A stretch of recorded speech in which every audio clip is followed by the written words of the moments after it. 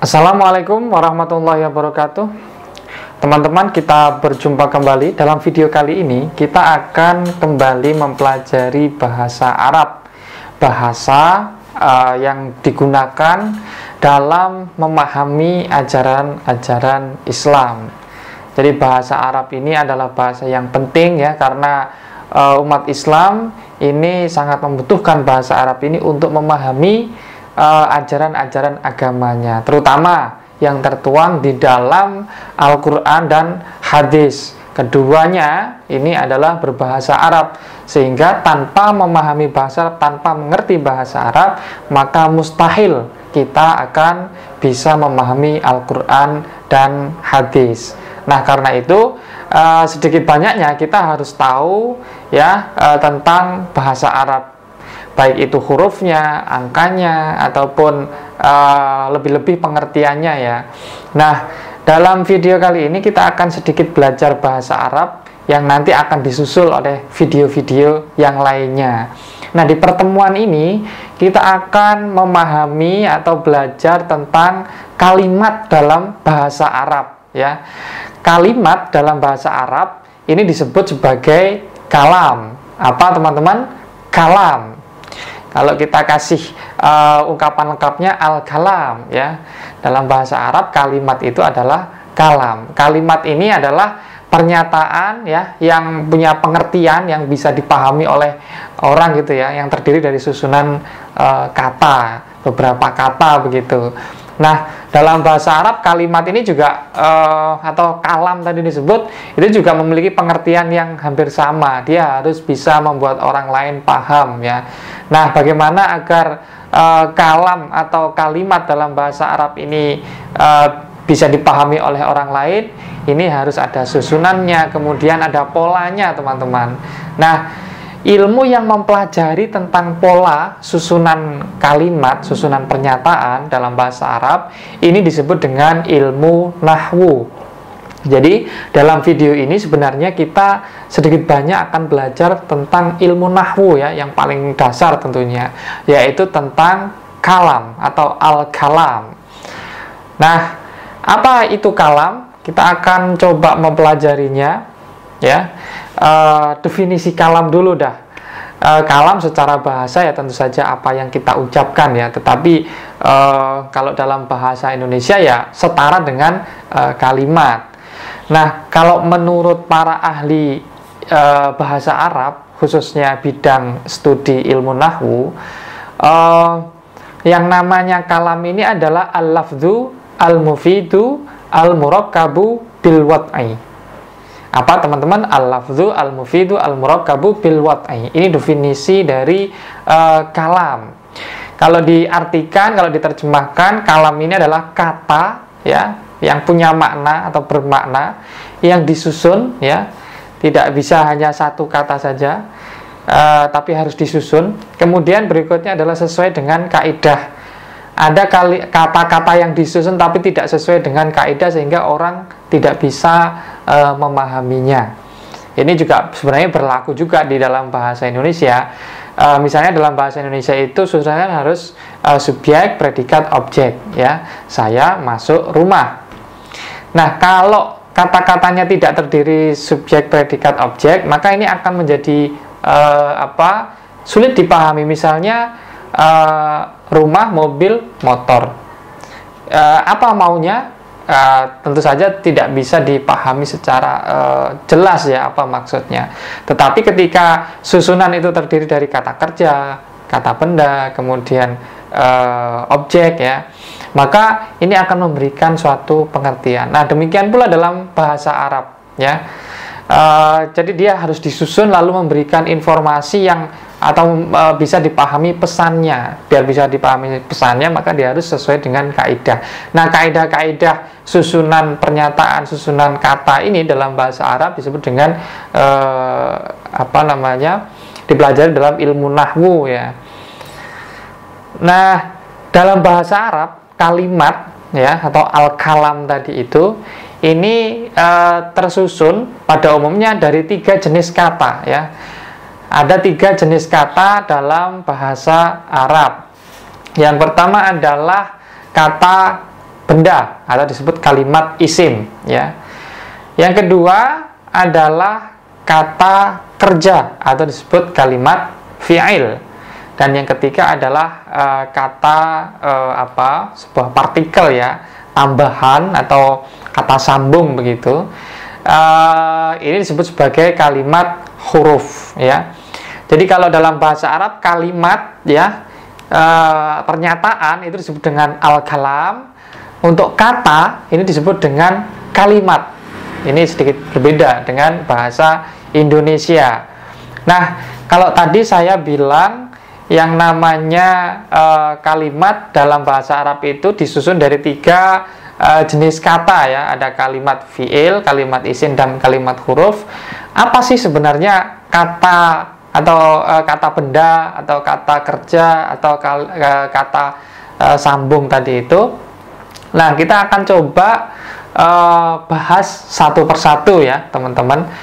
Yang pertama, jadi dalam bahasa Arab ada yang disebut atau ada jenis kata benda atau disebut dengan kalimat isim.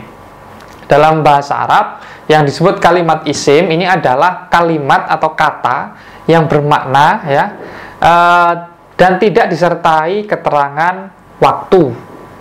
Jadi kata punya makna, tidak ada keterangan waktunya. Nah, ini perlu dipahami betul, teman-teman, bahwa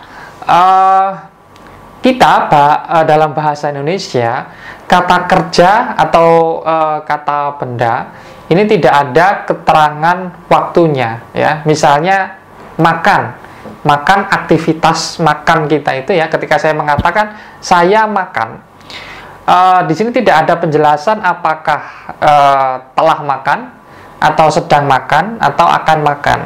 Nah, di dalam bahasa Arab ketika dikatakan kata kerja, ya, nanti akan selalu ada keterangan waktunya, ya. Nah, dalam bahasa Arab kata benda ini adalah kata yang memiliki makna, ya, kemudian tidak disertai keterangan waktu, ya. Sama seperti kata rumah di dalam bahasa Indonesia atau desa, kampung, kota, nama-nama orang, kata-kata benda semacam ini, ya. Ini tidak ada keterangan waktunya. Jadi dia bisa bermakna, bisa dipahami.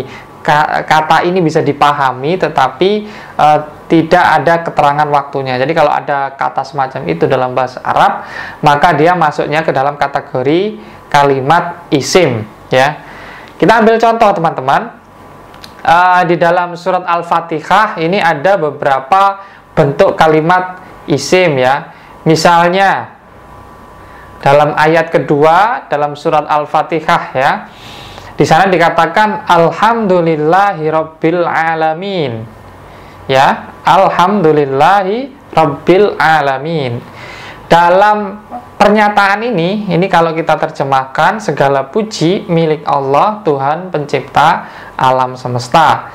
Nah, kata alhamdu, ya, ini adalah tergolong jenis kata benda atau kalimat isim, ya, di dalam bahasa Arab. Alhamdu ini kenapa disebut kalimat isim? Karena dia punya pengertian, teman-teman. Pengertiannya apa? Pujian. Pujian ini artinya ungkapan positif, ya, teman-teman. Nah, kemudian dia tidak disertai keterangan waktu. Kalau kita coba renungkan alhamdu, segala puji, begitu, ya, maka di sana tidak ada keterangan waktunya kapan segala puji ini, ya, dilakukan atau diberikan. Nah, alhamdulillah hanya bermakna segala puji saja. Tidak ada keterangan telah segala puji, akan segala puji, atau sedang segala puji. Tidak ada. Nah, karena itu alhamdulillah ini, ya, adalah tergolong kalimat isim. Lillahi, milik Allah, ya. Lillahi, milik Allah. Kalau kita coba renungkan, ya, kata lillahi ini, milik Allah ini, dia tidak ada keterangan waktu. Kita paham milik Allah, ya, milik Allah, tetapi dia tidak memiliki keterangan waktu. Kapan milik Allah? Dahulu, sekarang, atau nanti. Dan seterusnya. Rabbil alamin, pencipta alam semesta juga begitu. Dia bisa punya pengertian, ada pengertiannya, orang bisa mengerti kata per katanya ya. Tetapi di sana tidak ada keterangan waktunya. Nah, ini tergolong kalimat isim. Demikian pula dengan Ar-Rahman, Ar-Rahim, Malik, Yaum, Ad-Din, semua adalah kalimat isim. Nah, nanti di dalam bahasa Arab ya teman-teman, kalimat isim ini dia ada indikatornya, ada tanda-tandanya. Seperti ada al, atau bisa dibaca kasroh ya, atau bisa disambung dengan kata selanjutnya.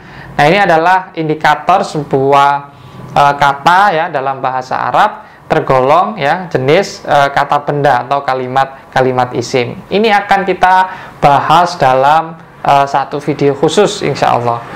Nah, selanjutnya selain ada kata benda tadi atau kalimat isim, ada juga kalimat fi'il teman-teman, atau kata kerja ya kalau dalam bahasa Indonesia. Apa itu kalimat fi'il? Kalimat fi'il adalah kata atau kalimat yang bermakna yang disertai keterangan waktu. Jadi kalau kata benda ya atau kalimat isim tadi dia bermakna, ada satu kata bermakna tapi tidak ada keterangan waktunya.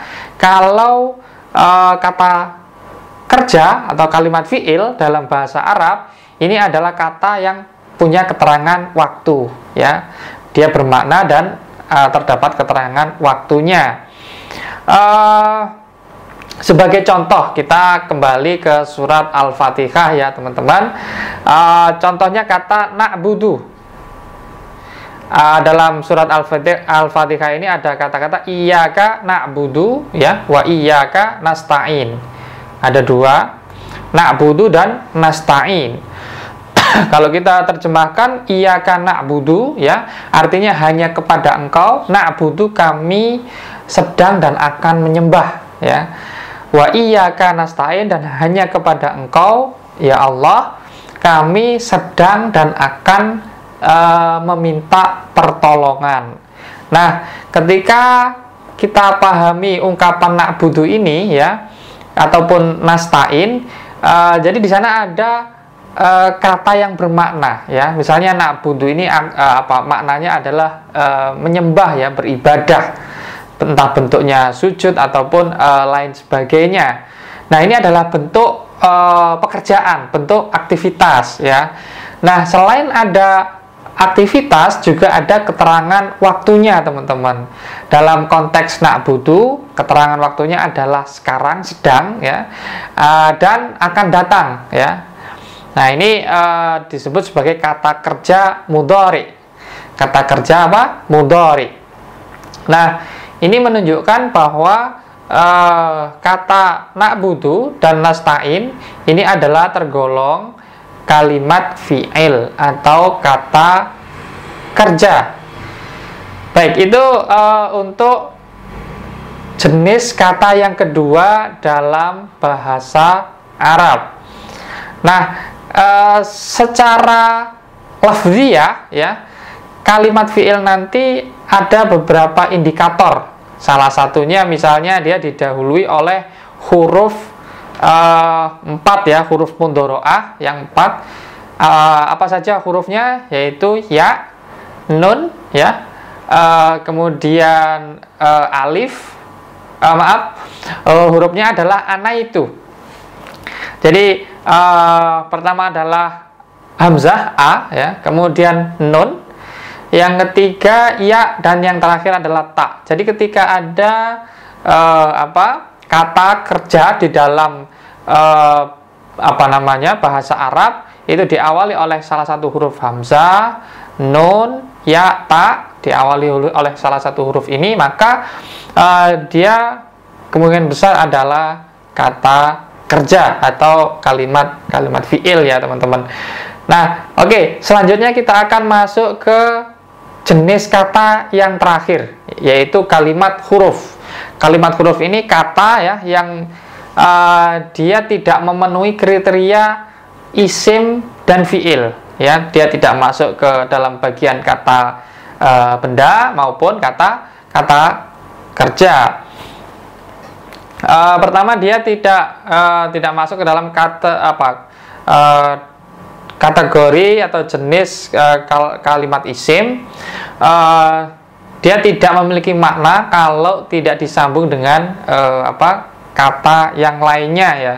Nah, yang kedua, secara tekstual, secara lafadznya, dia juga tidak bisa menerima indikator-indikator atau tanda-tanda dari kalimat isim maupun fi'il.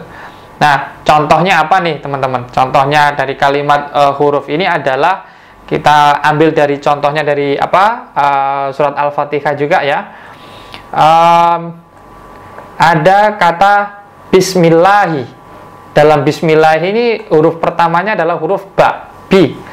Nah, ba ini adalah jenis kata yang tersendiri. Ismi ini juga kata tersendiri, Allah ini juga satu kata, ya. Nah, kata pertama yang ada dalam bismillahi ini, ya, disebut dengan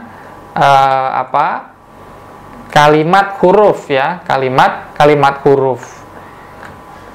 Bertepatan di sini adalah huruf ba, ya, huruf ba. Nah, huruf ba ini dia tidak punya pengertian secara mandiri seperti kalimat fi'il ataupun kalimat isim tadi, ya. Dia tidak memiliki makna, kecuali setelah disambung dengan ismillah, maka dia akan memiliki makna. Yang kedua, ba dalam bismillahi ini, ya, dia tidak bisa menerima tanda atau indikator kalimat isim ataupun kalimat fi'il, ya. Dia tidak bisa ditambah al, misalnya albi misalnya, dia tidak bisa seperti itu. Nah, oke, teman-teman, itu adalah pengantar kita dalam memahami bagian paling mendasar dalam bahasa Arab, ya. Nanti kita akan mempelajari apa saja indikator atau tanda-tanda sebuah kata dalam bahasa Arab ini tergolong kalimat fi'il atau kalimat isim, ya. Nanti kita akan sampaikan, kita akan ulas di video selanjutnya. Bagi kalian yang ingin bertanya, silahkan komen di kolom komentar, ya, teman-teman. Dan bagi kalian yang ingin lebih mendalami lagi, lebih jelas lagi, lebih banyak tanya-tanyanya, silahkan bergabung di program kursus online Harokah Learning Center, ya. Kalian bisa chat di kolom komentar ataupun dikunjungi Instagram Harokah ID, ya, teman-teman. Terakhir, sebelum kita tutup, silahkan bagi kalian yang belum subscribe untuk subscribe. Kemudian jangan lupa untuk like video ini, ya, jika memang bermanfaat untuk kalian. Baik, itu kita akan bertemu dalam video yang lain. Terima kasih. Wallahul muwaffiq. Wassalamualaikum warahmatullahi wabarakatuh.